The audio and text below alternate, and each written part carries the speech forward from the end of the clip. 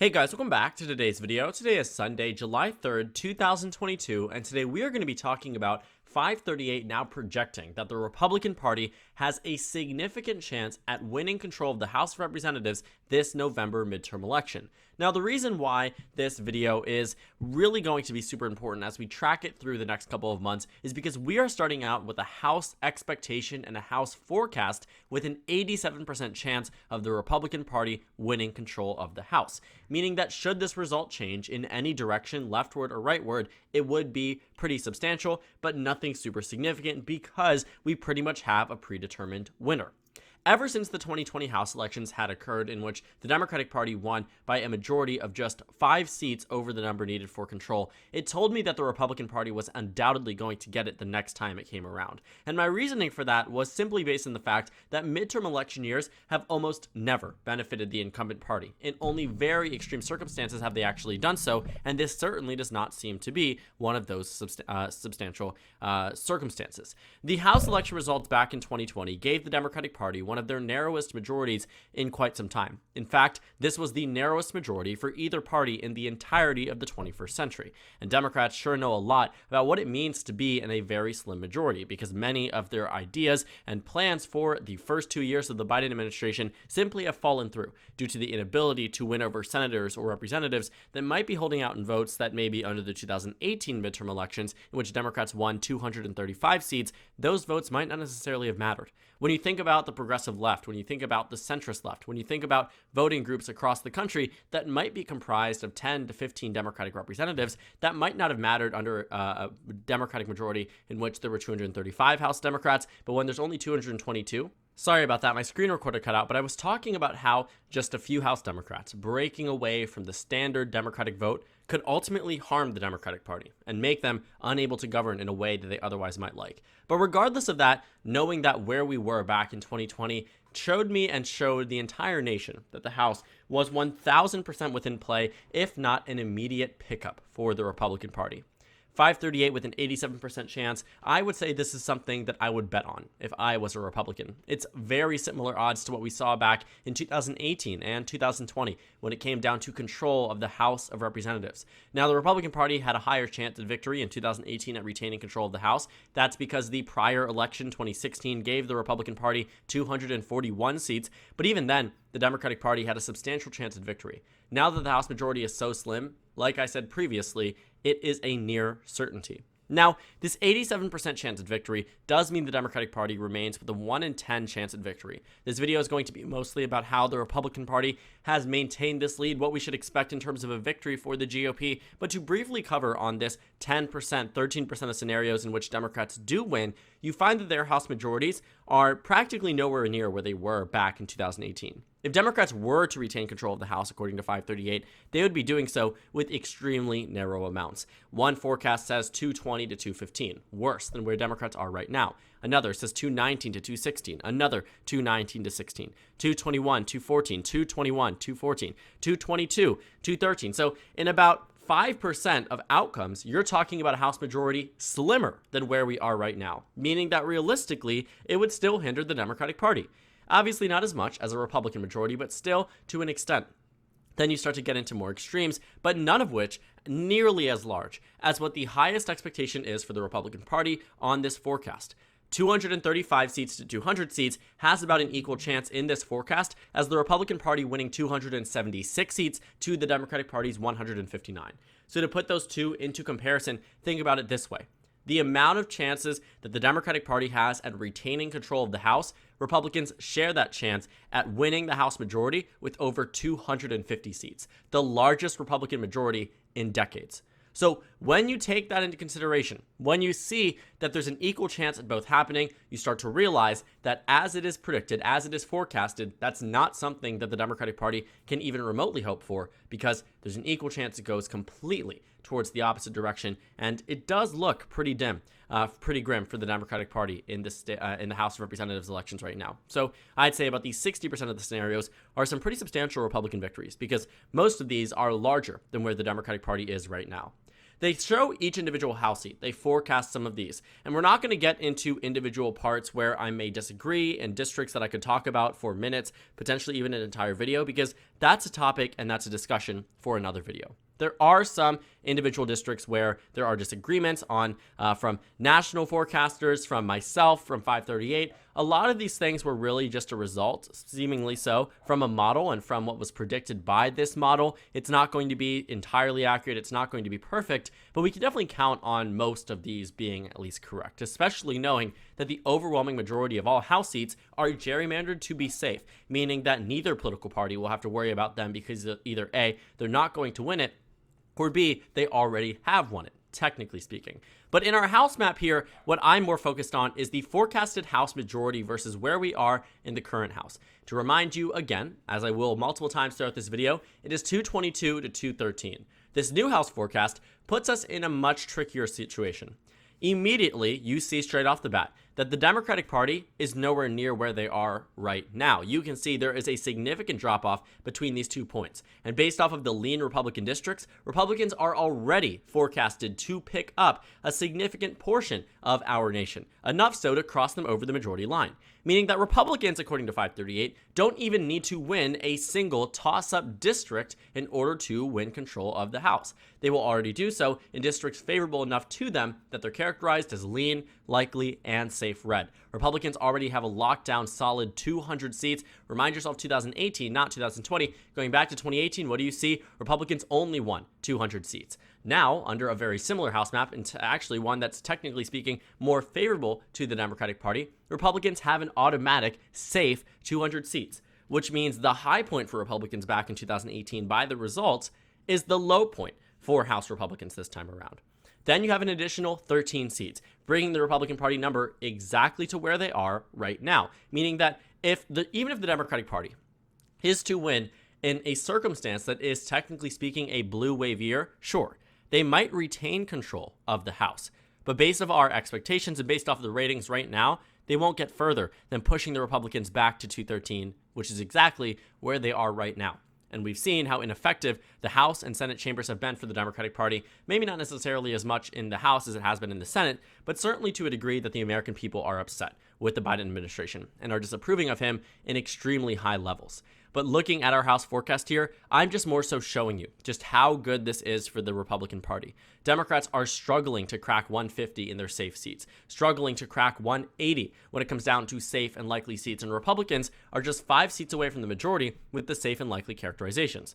Now, this isn't to say that Democrats can't keep the Republican Party at bay, and that's something that I think the Democratic Party should really be focused on. Rather than retaining control of the House, which of course should be a major priority, but probably isn't the most realistic outcome, maintaining a high level of defense in many of these districts can serve to be as sort of an obstructionist type of method to prevent the Republican Party at doing anything substantial through the House of Representatives. Should they win control of the Senate, even worse for the Democratic Party, even better for the GOP, but all of it can be avoided by a president's veto, at least in most cases, in terms of bills that come out from the House and the Senate that they might send to President Biden's desk, and he says absolutely not. That's the one saving grace the Democratic Party has at this point. But should they keep the Republican Party at bay, meaning that they only win a narrow majority, let's say Republicans win a majority similar to this one, they could find their own defectors, because right now they already do. When it comes down to bills where Republicans are so vehemently against them, even ones in which you do see some Democratic opposition towards it, there are still Republicans that vote for Democratic bills. There are still Republicans out there that work in terms of gun control compromises, in terms of compromises on the infrastructure bill, whatever it might be. Technically speaking, Democrats don't need Republican votes now, but they will in 2023 once they lose the House majority. They will in 2024 once they lose the House majority. And when that happens, those 10 to 15 Republicans that a lot of the time do tend to cross party lines and vote with the Democratic Party when it comes down to extremely important, quote unquote, bipartisan bills, Republicans might entirely vote against it. But if the majority is so slim, that 10 to 15 could still hand Democrats some substantial victories. The point is that the Democratic Party should also be focused on keeping the Republican Party at bay. Now, that does come along with defending and trying to retain your House majority, but I think, honestly speaking, looking at it from a practical sense, the House majority is lost. The point and the time spent should be allocating resources to these districts and ensuring that you're not necessarily looking for more, but rather playing defense. I'm not saying you don't go on the offense in new states with new districts where you automatically are going to likely pick up multiple districts, because those are easy ones. Those are sort of give-me's from the state legislatures or from the independent commissions that have been out there. But my point is that in 2018, it was a very different environment because you saw Trump down. Democrats in all of their 194 seats were safe. They knew that all the districts they had won in 2016, practically speaking, were going to be solid. Republicans should assume the exact same thing, except you replace 2016 with 2020. Democrats should not be going on the offense unless they know they can win it. They should be playing defense, and that's something that will help them retain at least a high level of seats versus something similar to 2014, where they were down to just 188 seats, or 2010, which was slightly better for Democrats, but 193 seats, losing 63 seats across the map. Maybe things could have been a little bit different had they approached a new strategy when it comes down to the House majority. So looking at the prediction from 538 in terms of the popular vote too, this is really where I get shocked. So the average seats controlled by the Republican Party is 236. The average held by the Democratic Party is 199. Immediately following the 2020 election, I made a prediction. I said that I believe the 2022 House map will look very similar to what we saw in 2012 under Obama's re-election year, in which Republicans won 234 seats to the Democratic Party's 201. Now, I don't think we will see the same exact thing when it comes down to the popular vote, but I do think we will see a very similar thing when it comes down to numbers. I didn't think this would be like 2014, nor did I think it would be like 2010. 2012 is definitely much more what I expect, and that's exactly what 538 has been saying. They see something very similar to 2012, 236 to 199. In 2012, it was 234 to 201, off by about 2 seats for both political parties. Not super substantial. And as you can see, though, one thing that really shocked me was the popular vote margin and expectation. The popular vote margin for the Republican Party is expected to be, on average, 6.1%. 6.1%? Are you serious? I mean, this is something that I didn't even expect to see. I did believe that the Republican Party was probably up by more than the polls were letting on. I do think that Republicans are probably up by 3 to 4 points, but an expectation of a 6-point victory, that's pretty substantial. Even when you go back to midterm election years, for instance, you go back to 2010, the Republicans might have won by 7. You go to 2014, a very similar thing happened. They won by 6 or 5 percentage points across the states. Sure, that made sense.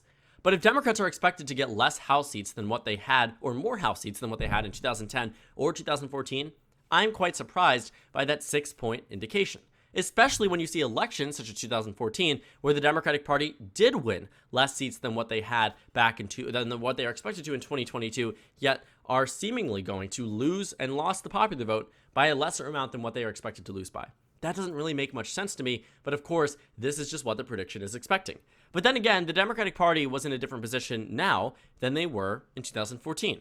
They are in a different position because of gerrymandering. Democrats have cracked down and locked down the majority of their districts without fear of them going to a different political party because of the way they have drawn them. Democrats played the card the Republicans played back in 2010, and now gerrymandering has been taken to a whole nother level. Based off of our last map, there are now more Biden districts today than there were in the 2020 election.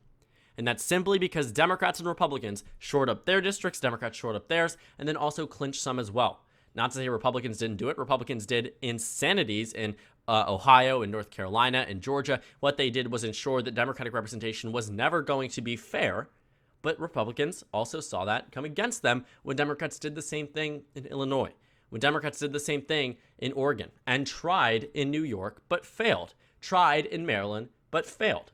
The point being that the Democratic Party really went on the offense against the GOP, and they did see some pushback for it from even their own justices. But what I will say is that this House map, this House expectation of a 6-point victory just only resulting in 236 seats for the Republican Party is quite good, because it means that in a year that we could possibly see a similar popular vote margin as we typically see in presidential election years, such as 2020, where Democrats could potentially win the popular vote by 3 points across the nation. That would be effectively a 9-point shift from what 538 is expecting in the House elections versus what might actually happen. And seeing that we now have more Biden districts in 2024 than we would in 2020, looking at the map, different districts, different years, we could potentially see the Democratic Party reclaim the House majority in a year such as 2024. So looking at the election results, historically speaking, Republicans did such a good job at gerrymandering in 2010 that they won in 2012, even by losing the popular vote. The House is meant to be a representation of where America stands, where these states stand, and where the population stands. But that clearly was not the case when Democrats lost the popular vote, won the popular vote by a point, and Republicans defeated them in the House majority by 33 seats. The difference now is that Democrats still have a fighting chance at 2024, even with this predetermined outcome at them losing control of the House. This 87% chance is something that I definitely can get behind. Predicted also sees something very similar when it comes down to the market expectations. Predicted isn't a perfect science, and neither is 538, but they do give us a very good indication about where the race stands and where many other people, well-respected people too, believe the race stands as well. Republicans are undoubtedly favored to win the House, and I have not doubted them even for a moment during this entire midterm election cycle. The Democratic Party had such a narrow majority that it became nearly impossible for them to retain control of the House. If they do so, it will have to be a result of substantial and major changes across this nation. But beyond that, I can't see much better happening for the Democratic Party. So thank you guys so much for watching this video. Make sure to comment down suggestions below. Subscribe on the left if you haven't already, and check out the Instagram and Twitter. At the bottom left of the screen, there's also a Discord server for you to go ahead and join. On the screen, this video you can watch, and then a playlist for my 2022 House election analysis videos. Again, thank you guys so much for watching, and I will see you all later today.